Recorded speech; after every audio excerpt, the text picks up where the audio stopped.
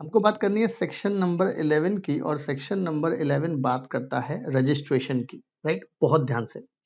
अब हम बात कर रहे हैं एफसीआरए में जो रजिस्ट्रेशन का है वो है आपका सेक्शन नंबर 11 और बेसिकली यहाँ पर दो तरीके से आप कोई भी फॉरेन करेंसी एक्सेप्ट कर सकते हैं। या तो लॉ ने बोला यार आप हमसे क्या करो साहब, आप हमारे पास कराओ अपना रजिस्ट्रेशन, या फिर हमसे अप्रूवल ले लो और अप्रूवल बेस के भी, परमिशन के बेस के भी आप क्या कर सकते हैं सब, फॉरेन करेंसी एक्सेप्ट कर सकते हैं। चले तो भाई सेक्शन नंबर, सबसे पहले तो एफसीआरए का सेक्शन नंबर 11 याद रखना है और ये बात करता है रजिस्ट्रेशन ऑफ सर्टेन पर्सन, किसके पास? अमित शाह के पास, मतलब मिनिस्ट्री ऑफ होम अफेयर्स के पास, एमएचए के पास, मतलब सेंट्रल गवर्नमेंट के पास। अब There are two modes to accept foreign currency according to FCRA 2010 के हिसाब से। एक तरीका क्या है भाई, रजिस्ट्रेशन ले लो, या दूसरा तरीका क्या है, प्रायर परमिशन ले लो और परमिशन के बाद आप एक्सेप्ट कर लो तो कोई दिक्कत नहीं है। ध्यान से सुने, अगर आपकी कोई भी पर्सन है और आपका ऑब्जेक्ट क्या है, कल्चरल वाला, इकोनॉमिक वाला, एजुकेशनल या सोशल प्रोग्रामिंग है, shall not accept foreign contribution. आपको अगर ये वाला कुछ भी काम करना है और लॉ ने बोला आप चाहते हो कि आप विदेश से फॉरेन कंट्रीब्यूशन लो, तो लॉ ने बोला सबसे पहले तो भैया आपको सर्टिफिकेट ऑफ रजिस्ट्रेशन लेना पड़ेगा, किससे? केंद्र सरकार से। और prior permission from central government that is shall to valid for the specific purpose for which it is obtained. याद रखना, प्रायर परमिशन हर एक पर्पस के लिए पहले परमिशन लो फिर एक्सेप्ट करो, फिर परमिशन लो फिर एक्सेप्ट करो, ये चीज होगी जो एक स्पेसिफिक ऑब्जेक्ट के लिए अवेलेबल रहेगी। हाउएवर कोई भी एसोसिएशन है जो रजिस्टर्ड है सेंट्रल गवर्नमेंट के पास, कौन से में, सेक्शन नंबर 6 में, या ऐसा कोई अथॉरिटी, ऐसा कोई पर्सन जिसको प्रायर परमिशन है पुराने वाले एफसीआरए में 1986 में, लॉ ने बोला shall be deem to have been registered, ऐसे को फिर से अप्लाई नहीं करना सेक्शन 11 में, हम तो इसको डीम्ड टू बी रजिस्टर्ड मान लेंगे और आपके टाइम कितना वैलिड होगा यार, 5 साल का रहने वाला है from the date on which this section comes into force. मतलब सब ये सेक्शन जब आया था, लॉ ने बोला तब आप सेक्शन 6 में आपको अप्रूवल था या पुराने वाले एफसीआरए में आप रजिस्टर्ड थे, हमने आपको 5 साल तक ऐसे ही एग्जम्पशन दे दी। एग्जम्पशन इन द सेंस कि आपको रजिस्ट्रेशन नहीं कराना, पुराना वाला रजिस्ट्रेशन आपका 5 साल तक वैलिड था जब ये एक्ट आया था, जब ये सेक्शन नंबर 11 आया था। सेंट्रल गवर्नमेंट में by notification in the official gazette specify करेगा किस किस व्यक्ति को प्रायर परमिशन लेना है, grant from which the foreign contribution shall be accepted, ये देखना है किस पर्पस के लिए आपको वो यूटिलाइज करना है, और source from which the fees shall be accepted, right? ये चीज आपको ध्यान में रखना है। तो लॉ ने बोला यार ये चीजें गवर्नमेंट ऑफिशियल गजट में नोटिफाई कर सकता है। सेक्शन नंबर कौन सा है हमारे पास, 11 वाला, जो बात करता है रजिस्ट्रेशन की। अब रजिस्ट्रेशन की एलिजिबिलिटी बात करी, एक्चुअल में आपको लेना है, इसके लिए सेक्शन 12 बात करता है कि भाई आपको रजिस्ट्रेशन कब मिलेगा, grant of certificate of registration. तो लॉ ने बोला जिस व्यक्ति को रजिस्ट्रेशन लेना है वो पर्सन लगाएगा एप्लीकेशन रजिस्ट्रेशन के लिए, shall have an FCRA account, form number किस में लगाएगा, FC3A में लगाने वाला है, और भाई तेको फीस देनी पड़ेगी। फीस कितनी देनी पड़ेगी, 10,000 रुपए। मतलब जिस व्यक्ति को अप्लाई करना है वो 3A में लगाएगा और फीस कितनी देगा यार, 10,000 रुपए।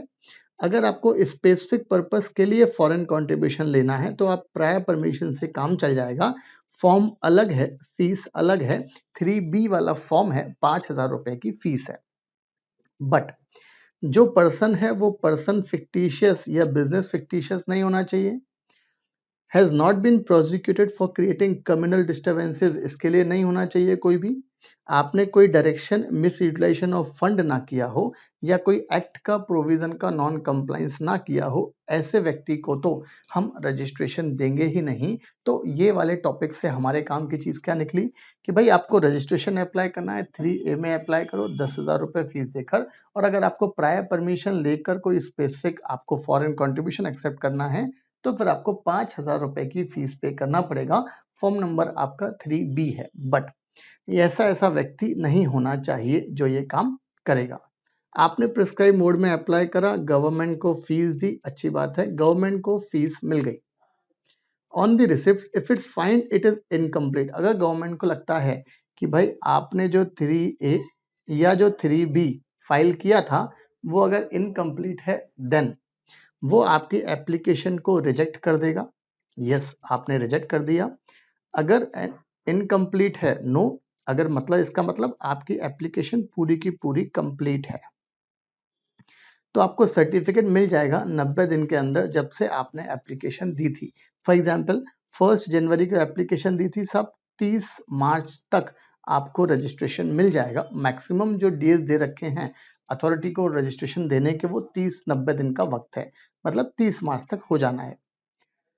Not provided, then central government intimate करेगा रीजन कि भाई हमने आपको क्यों नहीं दिया 90 दिन के अंदर, तो फिर क्या करेगा, तो लॉ ने बोला यार आपको इंटीमेट कर देगा रीजंस कि क्यों नहीं दिया है। मतलब गवर्नमेंट को स्यू मोटो वाला कंसेप्ट नहीं है कि भाई अगर आपको नहीं देना है तो दो, नहीं देना है तो आपको रीजंस प्रोवाइड करने पड़ेंगे। एग्जाम में सवाल आ सकता है।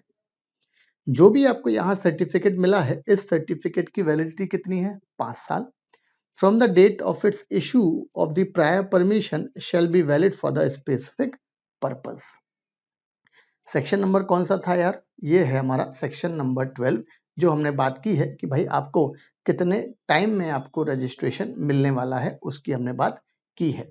हाथों हाथ सेक्शन 11 में हमने देखा कि भाई रजिस्ट्रेशन कौन कौन से तरीके के लिए मिलेगा, कब कब नहीं मिलेगा। 12 में देखा किस तरीके से मिलेगा, तो भाई गवर्नमेंट को पैसे दो, फीस दो। और 13 में है कि गवर्नमेंट आपके सर्टिफिकेट को सस्पेंड भी कर सकता है।